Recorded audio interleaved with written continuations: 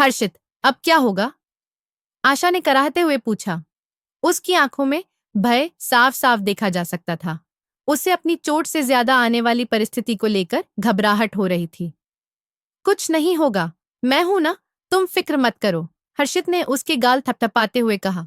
मगर आशा चाहकर भी मुस्कुरा नहीं सकी। हर्षित ने उसे दवा खिलाकर आराम करने को कहा और खुद भी उसी बेड के एक किनारे अधलेटा सा हो गया। आशा शायद दवा के असर से नींद के आगोश में चली गई, मगर हर्षित के दिमाग में कई उलझनें एक साथ चहलकदमी कर रही थी। कितने खुश थे दोनों जब सुबह रेलवे स्टेशन पर मिले थे। उसकी ट्रेन सुबह 8 बजे ही स्टेशन पर लग चुकी थी। आशा की ट्रेन आने में अभी 1 घंटा बाकी था। चाय की चुस्कियों के साथ साथ वह आशा की चैट का भी घूंट घूंट कर स्वाद ले रहा था। जैसे ही आशा की ट्रेन के प्लेटफॉर्म पर आने की घोषणा हुई, वह लपक कर उसके कोच की तरफ बढ़ा। आशा ने उसे देखते ही जोर जोर से हाथ हिलाया। स्टेशन की भीड़ से बेपरवाह दोनों वहीं कसकर गले मिले और फिर अपना अपना बैग लेकर स्टेशन से बाहर निकल आए। पोलो विक्ट्री पर एक स्टोर होटल में कमरा लेकर दोनों ने चेक इन किया। अटेंडेंट के सामान रखकर जाते ही दोनों फिर एक दूसरे से लिपट गए। थोड़ी देर तक एक दूसरे को महसूस करने के बाद वे नहा धोकर नाश्ता करने बाहर निकले। हालांकि आशा का मन नहीं था कहीं बाहर जाने का। वह तो हर्षित के साथ पूरा दिन कमरे में ही बंद रहना चाहती थी, मगर हर्षित ने ही मनुहार की थी बाहर जाकर उसे जयपुर की स्पेशल प्याज की कचौरी खिलाने की, जिसे वह टाल नहीं सकी थी। हर्षित को अब अपने उस फैसले पर अफसोस हो रहा था। न वह बाहर जाने की जिद करता और न यह हादसा होता। होटल से निकलकर जैसे ही वे मुख्य सड़क पर आए, पीछे से आई एक अनियंत्रित कार ने आशा को टक्कर मार दी।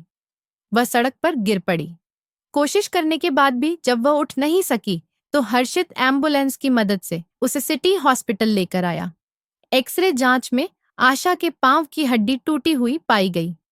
डॉक्टर ने दवाओं की हिदायत देने के साथ साथ 6 सप्ताह का प्लास्टर बांध दिया। थोड़ी देर में दर्द कम होते ही उसे हॉस्पिटल से डिस्चार्ज कर दिया गया। मोबाइल की आवाज से आशा की नींद टूटी। उसके मोबाइल में रिमाइंडर मैसेज बजा। लिखा था, से हैप्पी एनिवर्सरी टू हर्षित। आशा दर्द में भी मुस्कुरा दी। उसने हर्षित को विश करने के लिए यह रिमाइंडर अपने मोबाइल में डाला था। पिछले साल इसी दिन यानी 4 मार्च को दोपहर 12 बजे जैसे ही इस रिमाइंडर मैसेज ने उसे विश करना याद दिलाया था, उसने हर्षित को किस करके अपने पुनर्मिलन की सालगिरह विश की थी और उसी वक्त इसमें आज की तारीख सेट कर दी थी। मगर आज वह चाहकर भी हर्षित को गले लगाकर विश नहीं कर पाई, क्योंकि वह तो जख्मी हालत में बेड पर है। उसने एक नजर हर्षित पर डाली और रिमाइंडर्स में अगले साल की डेट सेट कर दी। हर्षित अभी आंखें मूंदे लेटा था। पता नहीं सो रहा था या कुछ सोच रहा था। आशा ने दर्द को सहन करते हुए एक बार फिर से अपनी आंखें बंद कर ली। पता नहीं क्या क्या लिखा है विधि ने मेरे हिस्से में। सोचते हुए अब आशा का दिमाग भी चेतन होकर यादों की बीती गलियों में घूमने लगा। लगभग साल भर पहले की बात है। उसे अच्छी तरह याद है 4 मार्च की वह शाम।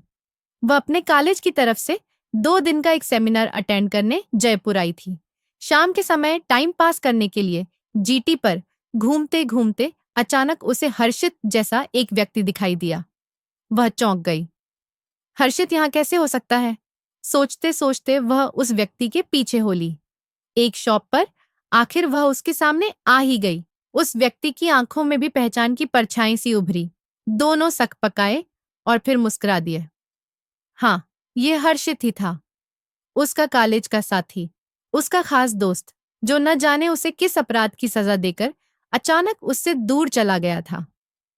कॉलेज के आखिरी दिनों में ही हर्षित उससे कुछ खिंचा खिंचा सा रहने लगा था और फिर फाइनल एग्जाम खत्म होते होते बिना कुछ कहे सुने हर्षित उसकी जिंदगी से चला गया।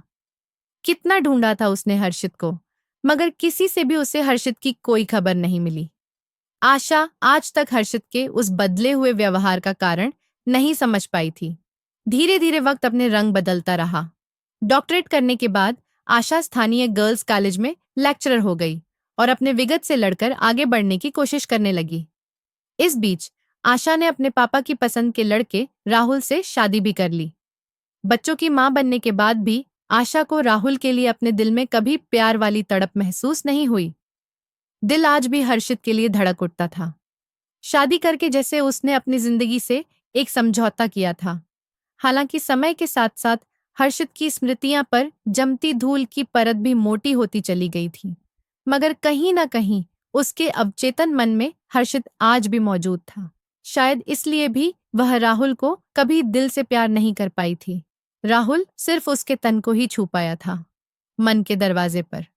न तो कभी राहुल ने दस्तक दी और न ही कभी आशा ने उसके लिए खोलने की कोशिश की। जीटी में हर्षित को अचानक यूं अपने सामने पाकर आशा को यकीन ही नहीं हुआ। हर्षित का भी लगभग यही हाल था। कैसी हो आशा? आखिर हर्षित ने ही चुप्पी तोड़ी। तुम कौन होते हो ये पूछने वाले? आशा मन ही मन गुस्साई। फिर बोली, अच्छी हूं, आप सुनाइए, अकेले हैं या आपकी मैडम भी साथ है? वह प्रत्यक्ष में बोली, अभी तो अकेला ही हूं। हर्षित ने अपने चिर परिचित अंदाज में मुस्कुराते हुए कहा और आशा को कॉफी पीने का ऑफर दिया। उसकी मुस्कान देखकर आशा का दिल जैसे उछलकर बाहर आ गया। कमबख्त, यह मुस्कान आज भी वैसी ही कातिल है, दिल ने कहा। लेकिन दिमाग ने सहज होकर हर्षित का प्रस्ताव स्वीकार कर लिया। पूरी शाम दोनों ने साथ बिताई। थोड़ी देर तो दोनों में औपचारिक बातें हुई। फिर एक एक करके संकोच की दीवारें टूटने लगी और देर रात तक गिले शिकवे होते रहे। कभी हर्षित ने अपनी पलकें नम की तो कभी आशा ने। हर्षित ने अपने आप को आशा का गुनहगार मानते हुए अपनी मजबूरियां बताईं, अपनी कायरता भी स्वीकार की और यूं बिना कहे सुनने चले जाने के लिए उससे माफी भी मांगी। आशा ने भी जो हुआ सो हुआ कहते हुए उसे माफ कर दिया। फिर डिनर के बाद विदा लेते हुए दोनों ने एक दूसरे को गले लगाया और अगले दिन शाम को फिर यहीं मिलने का वादा कर कि दोनों अपने अपने होटल की तरफ चल दिए।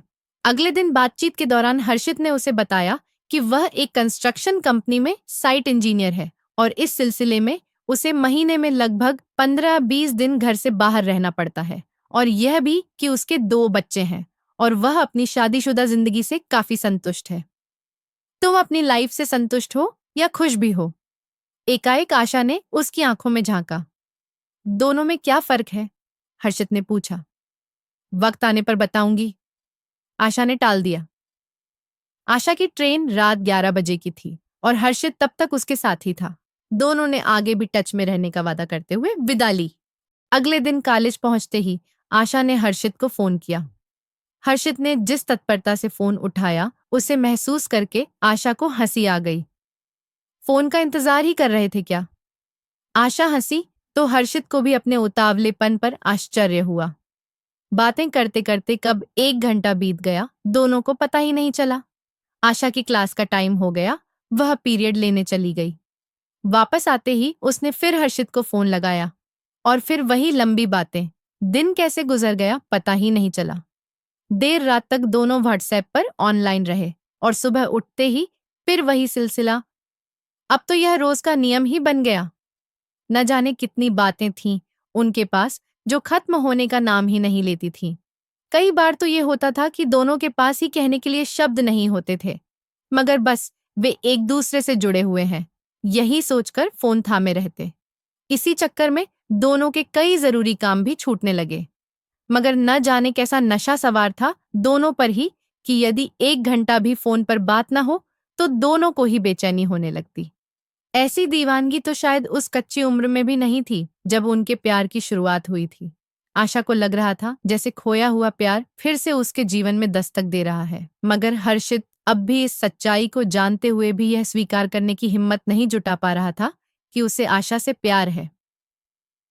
हर्षित, तुम इस बात को स्वीकार क्यों नहीं कर लेते कि तुम्हें आज भी मुझसे प्यार है? एक दिन आशा ने पूछा। मैं अगर यह प्यार स्वीकार कर भी लूं तो क्या समाज इसे स्वीकार करने देगा? कौन इस बात का समर्थन करेगा कि मैंने शादी किसी और से की है और प्यार तुमसे करता हूं? हर्षित ने कड़वा सच उसके सामने रखा। शादी करना और प्यार करना दोनों अलग अलग बातें हैं हर्षित। जिसे चाहे शादी भी उसी से हो, यह जरूरी नहीं। तो फिर यह जरूरी क्यों है कि जिससे शादी हो उसी को चाहा भी जाए? आशा का तर्क भी अपनी जगह सही था। चलो, माना कि यह जरूरी नहीं, मगर इसमें हमारे जीवन साथियों की क्या गलती है? उन्हें हमारी अधूरी चाहत की सजा क्यों मिले? हर्षित अपनी बात पर अड़ा था। हर्षित, मैं किसी को सजा देने की बात नहीं कर रही। हमने अपनी सारी जिंदगी उनकी खुशी के लिए जी है। क्या हमें अपनी खुशी के लिए जीने का अधिकार नहीं? वैसे भी अब हम उम्र की मध्य वय में आ चुके हैं। जीने लायक जिंदगी बची ही कितनी है हमारे पास। मैं कुछ लम्हे अपने लिए जीना चाहती हूँ। मैं तुम्हारे साथ जीना चाहती हूँ। मैं महसूस करना चाहती हूँ कि खुशी क्या होती है। कहते कहते आशा का स्वर भीग गया। क्यों? क्या तुम अपनी लाइफ से अब तक खुश नहीं थी? क्या कमी है तुम्हें? सब कुछ तो है तुम्हारे पास। हर्षित ने उसे टटोला। खुश दिखना और खुश होना, दोनों में बहुत फर्क होता है हर्षित। तुम नहीं समझोगे। आशा ने जब कहा तो उसकी आवाज की तरलता हर्षित ने भी महसूस की। शायद वह भी उसमें भीग गया था, मगर सच का सामना करने की हिम्मत फिर भी नहीं जुटा पाया। लगभग 10 महीने दोनों इसी तरह सोशल मीडिया पर जुड़े रहे। रोज घंटों बात करके भी उनकी बातें खत्म होने का नाम ही नहीं लेती थीं। आशा की तड़प इतनी ज्यादा बढ़ चुकी थी कि अब वह हर्षित से प्रत्यक्ष मिलने के लिए बेचैन होने लगी। लेकिन हर्षित का व्यवहार अभी भी उसके लिए एक पहेली बना हुआ था। कभी तो उसे लगता था जैसे हर्षित सिर्फ उसी का है, और कभी वह एकदम बेगानों सा लगने लगता। हर्षित के अपने आप से तर्क अब तक भी जारी थे। वह 2 कदम आगे बढ़ता और अगले ही पल 4 कदम पीछे हट जाता। वह आशा का साथ तो चाहता था, मगर समाज में दोनों की ही प्रतिष्ठा को भी दांव पर नहीं लगाना चाहता था। उसे डर था कि कहीं ऐसा न हो कि वह एक बार मिलने के बाद आशा से दूर ही न रह पाए। फिर क्या करेगा वह? मगर आशा अब मन ही मन एक ठोस निर्णय ले चुकी थी। 4 मार्च आने वाला था। आशा ने हर्षित को याद दिलाया कि पिछले साल इसी दिन वे दोनों जयपुर में मिले थे। उसने आखिर हर्षित को यह दिन एक साथ बिताने के लिए मना ही लिया, और बहुत सोच विचार करके दोनों ने फिर से उसी दिन उसी जगह मिलना तय किया। हर्षित दिल्ली से टूर पर और आशा जोधपुर से कॉलेज के काम का बहाना बनाकर सुबह ही जयपुर आ गई। होटल में पति पत्नी की तरह रुके। पूरा दिन साथ बिताया। जी भर के प्यार किया, और दोपहर ठीक 12 बजे आशा ने हर्षित को हैप्पी एनिवर्सरी विश किया। उसी समय आशा ने अपने मोबाइल में अगले साल के लिए यह रिमाइंडर डाल लिया। हर्षित, खुशी क्या होती है, यह आज तुमने मुझे महसूस करवाया। थैंक्स। अब अगर मैं मर भी जाऊं तो कोई गम नहीं। रात को जब विदा लेने लगे तो हर्षित ने आशा को एक बार फिर चूमते हुए कहा, मरे तुम्हारे दुश्मन, अभी तो हमारी जिंदगी की फिर से शुरुआत हुई है। सच आशा, मैं तो मशीन ही बन चुका था। मेरे दिल को फिर से धड़काने के लिए शुक्रिया। और हाँ, खुशी और संतुष्टि में फर्क महसूस करवाने के लिए भी। हर्षित ने उसके चेहरे पर से बाल हटाते हुए कहा, और फिर से उसकी कमर में हाथ डालकर उसे अपनी ओर खींच लिया। अब आशिकी छोड़ो, मेरी ट्रेन का टाइम हो रहा है। आशा ने मुस्कुराते हुए हर्षित को अपने आप से अलग किया। उसी शाम दोनों ने वादा किया कि हर साल 4 मार्च को वे दोनों इसी जगह मिला करेंगे। उसी वादे के तहत आज भी दोनों यहाँ जयपुर आए थे, और यह हादसा हो गया। आशा, डॉक्टर ने तुम्हारे डिस्चार्ज पेपर बना दिए हैं। मैं टैक्सी लेकर आता हूँ। हर्षित ने धीरे से उसे जगाते हुए कहा। कैसे वापस जाएगी अब वह जोधपुर? कैसे राहुल का सामना कर पाएगी? आशा फिर से भयभीत हो गई। मगर जाना तो पड़ेगा ही। जो होगा देखा जाएगा। सोचते हुए आशा ने अपनी सारी हिम्मत को एक साथ समेटने की कोशिश की और जोधपुर जाने के लिए अपने आप को मानसिक रूप से तैयार करने लगी। आशा ने राहुल को फोन करके अपने एक्सीडेंट के बारे में बता दिया। ज्यादा चोट तो नहीं आई? राहुल ने सिर्फ इतना ही पूछा। नहीं, सरकारी हॉस्पिटल में ही दिखाया था ना। ये प्राइवेट वाले तो बस लूटने के मौके ही ढूंढते हैं। सुनकर आशा को कोई आश्चर्य नहीं हुआ। उसे राहुल से इसी तरह की उम्मीद थी।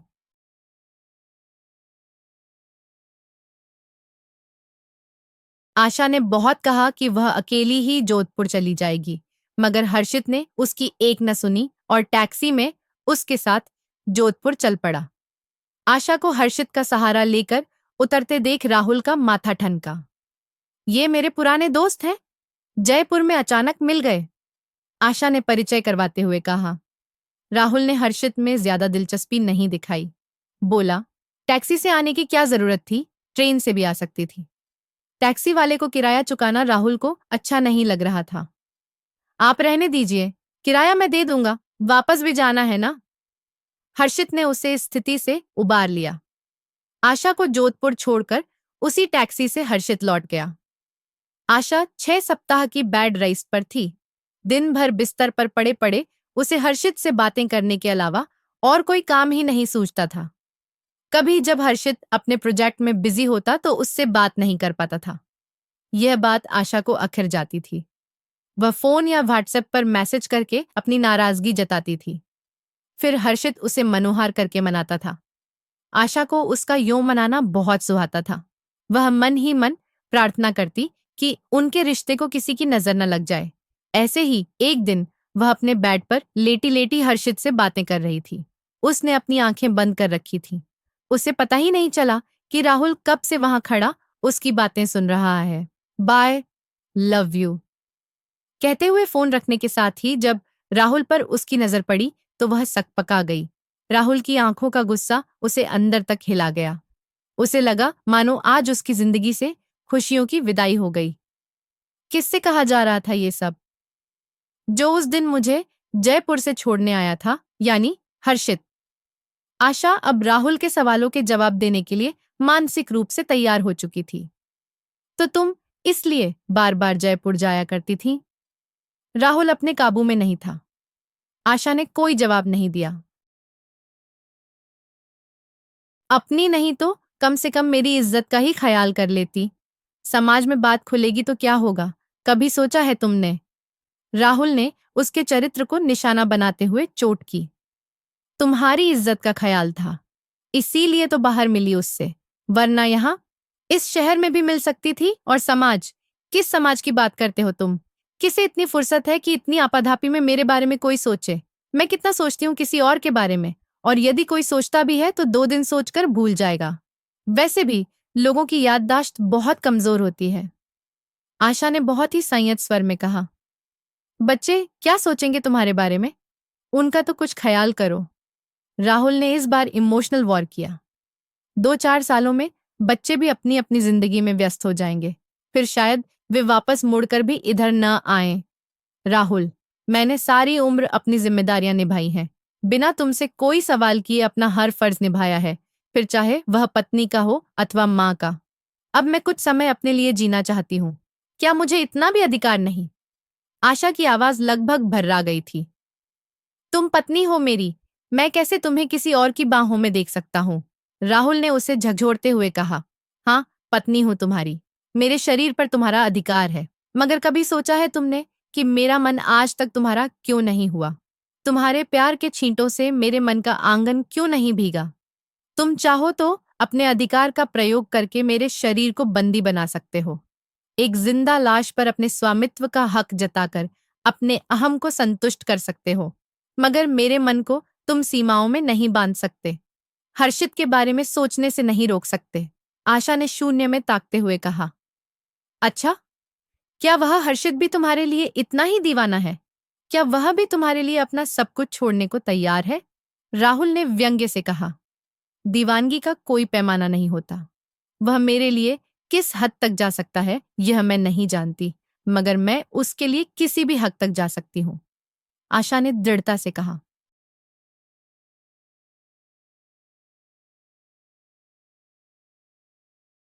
अगर तुमने इस व्यक्ति से अपना रिश्ता खत्म नहीं किया तो मैं उसके घर जाकर उसकी सारी हकीकत बता दूंगा। कहते हुए राहुल ने गुस्से में आकर आशा के हाथ से मोबाइल छीनकर उसे जमीन पर पटक दिया।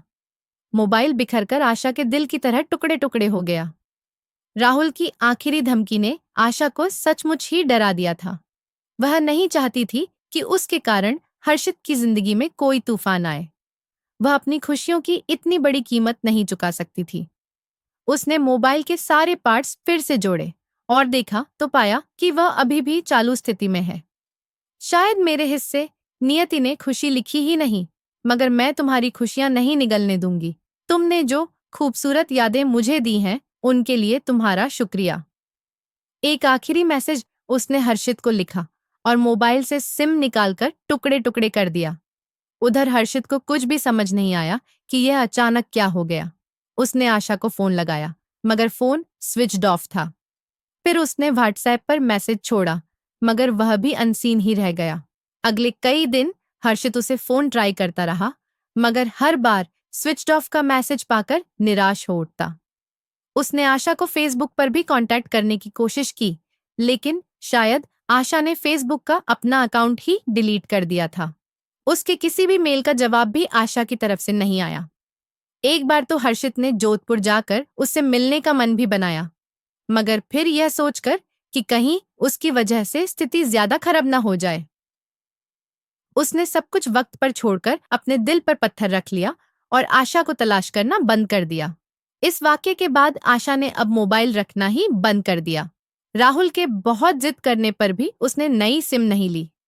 बस कॉलेज से घर और घर से कॉलेज तक ही उसने खुद को सीमित कर लिया। कॉलेज से भी जब मन उचटने लगा तो उसने छुट्टियां लेनी शुरू कर दी, मगर छुट्टियों की भी एक सीमा होती है। साल भर होने को आया। अब आशा अक्सर ही लीव पर रहने लगी। धीरे धीरे वह गहरे अवसाद में चली गई। राहुल ने बहुत इलाज करवाया, मगर कोई फायदा नहीं हुआ। अब राहुल भी चिड़चिड़ा सा होने लगा था। एक तो आशा की बीमारी, ऊपर से उसकी सैलरी भी नहीं आ रही थी। राहुल को अपने खर्चों में कटौती करनी पड़ रही थी, जिसे वह सहन नहीं कर पा रहा था। पति पत्नी जैसा भी कोई रिश्ता अब उनके बीच नहीं रहा था। यहाँ तक कि आजकल तो खाना भी अक्सर या तो राहुल को खुद बनाना पड़ता था या फिर बाहर से आता।